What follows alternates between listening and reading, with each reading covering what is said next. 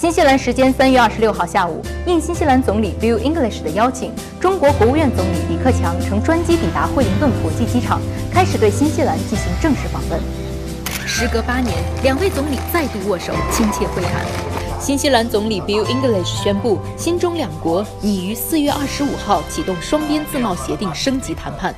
我们认为，通过加强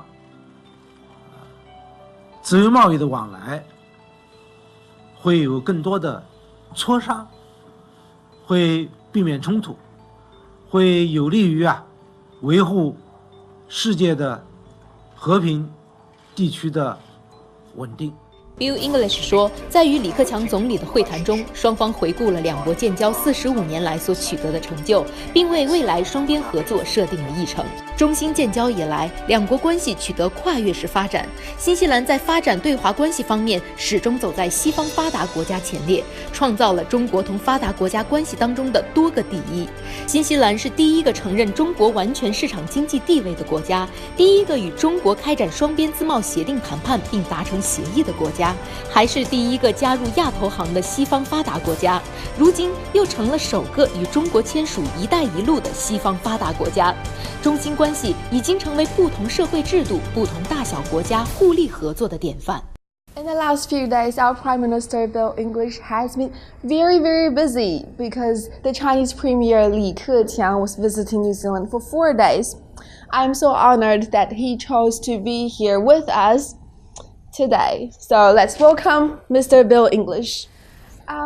As we all know that you've been meeting and hanging out with Premier Li in the last 4 days, just hanging around to do all the meetings and having dinner in your house. Premier Li's visit this time marks the 45th anniversary of the diplomatic relationship between China and New Zealand. And as he has mentioned, this visit broadened and strengthened the relationship between the two countries once again. And how would you comment?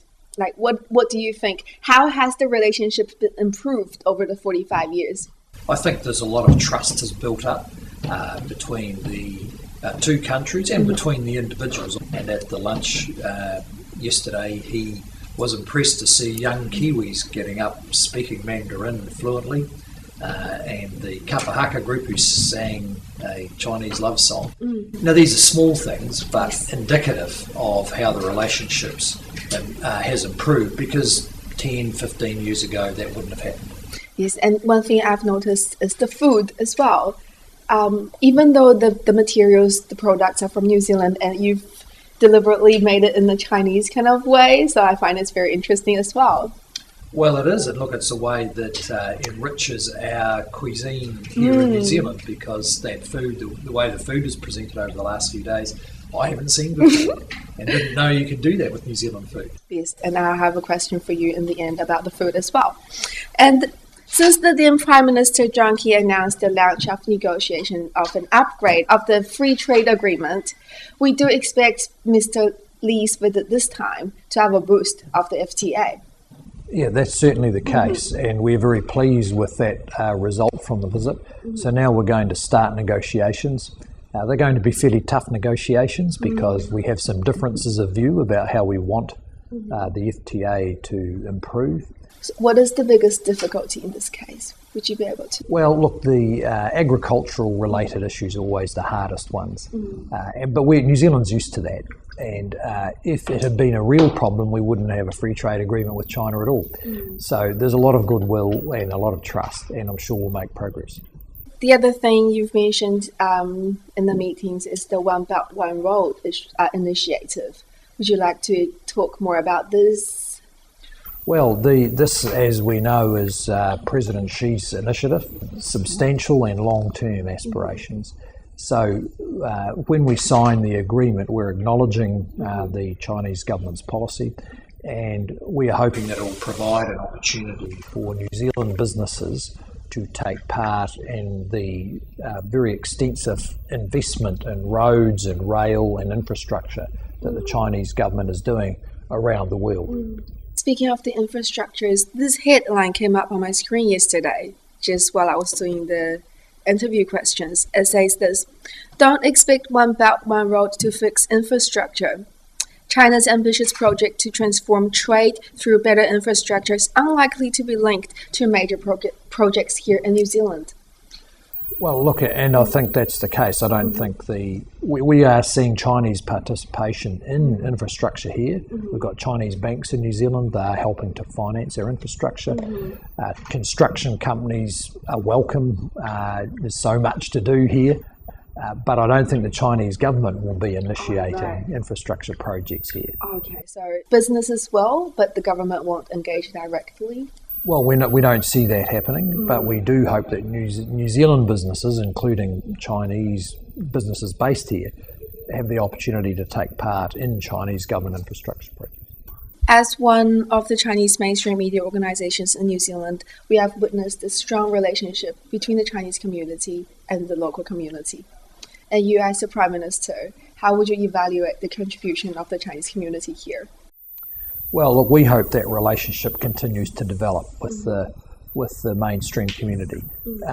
What I admire about the Chinese community is the cohesion and the way they work with each other and support each other. We have New Zealanders who don't have the benefit of that kind of support because a country can only be as good as its families and its communities. So when we get groups like the Chinese community who have strong families, strong focus on business, then that's helping New Zealand.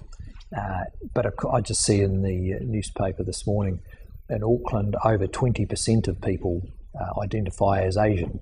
Wow. So this is the face of the future for Auckland and for New Zealand. And it's, as you say, bringing all sorts of cultural richness, business success, and connections with China, but also with Chinese and other parts of the world. And that's helping to underpin the growth of our economy.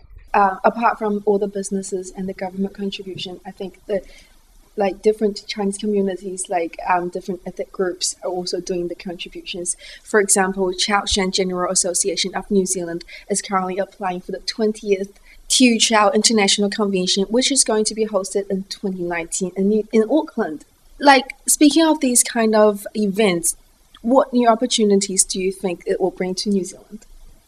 Well, it's bringing many tourists and visitors. If that association is able to win the bid, then that would be great. It would bring a whole lot more people here who haven't been here. I think I've done a video for them to help promote. So that's what we need to do here in New Zealand is to make sure we invest in the roads and the transport and the tourist facilities that are going to allow us to accommodate the strong interest. From what I have heard from the gala lunch yesterday, it's a very small incident that Premier Lee was once stuck in the elevator of the Beehive. What happened and why? What exactly happened there? Well, this is in 2009. Yes.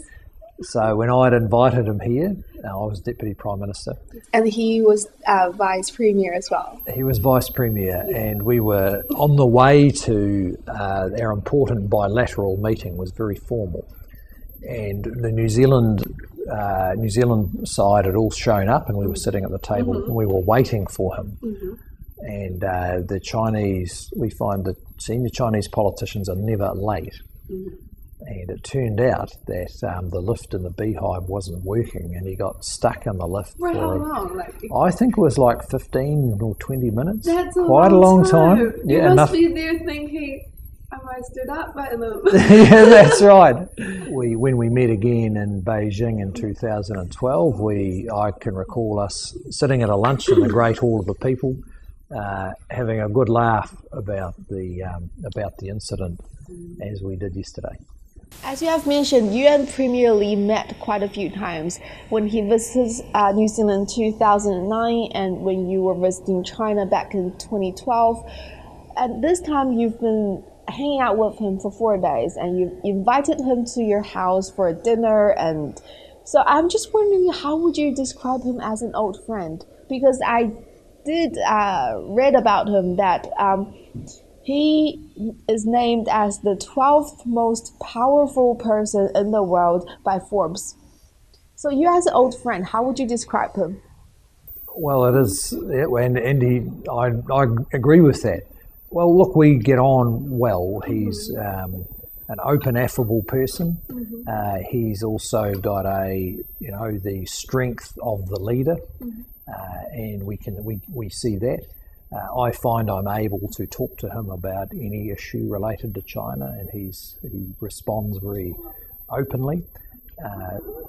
He and his wife, Madam Chong, came and we had dinner together, and he invited two of our sons to come along.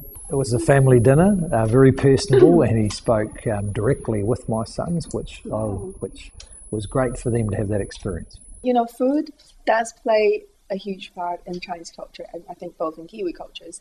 When you invited him to your house, how did you decide on the menu? Well, I had some special assistance from experts for that, but it was sort of Chinese style, so we had 4 or 5 courses, beef and venison and crayfish and oysters, New Zealand delicacies, but all presented in a Chinese kind of way. And I hadn't seen our food presented that way before, so it was very enjoyable. When you first became Prime Minister, what surprised you the most? Oh, just how much I enjoyed the job. You enjoyed the job? It's completely different from I'd been the Finance Minister and the Deputy Prime Minister, but this job is quite different, more different than I thought, but I'm enjoying it so much. I'm enjoying all the interaction with the public, which as a Finance Minister, you're often in the office out the back, looking through all the papers, doing all the numbers, but I have this amazing range of experiences. Just every day, every couple of days, I get to see all sorts of people in all sorts of situations. It's great. Because I remembered when former Prime Minister resigned, one of the main reasons is that he wanted to be with his family and spend more time with them. And you as Prime Minister now, like when you wake up in the morning, our problems become your problems too. So how do you compart and categorize and just manage your work and your personal life as a father and a husband? Well, it's a bit more challenging as a Prime Minister, and so you just have to, you can't be Prime Minister 24 hours of the day, or you wouldn't. So I make sure that I go home for dinner when I'm in Wellington, so I can spend time with my family there, try and do on Sundays, have some spare time for my family. Are you allowed to have spare time? Are you allowed to have personal time? I can sneak some in here and there without them noticing. But it's important you do, because if you need to get enough sleep and be happy with how your family is, so that you can do the job properly in public. And thank you for today, and thank you for coming, and we are so happy for you to be here, and I wish all the best for the strong relationship between China and New Zealand. Thank you very much.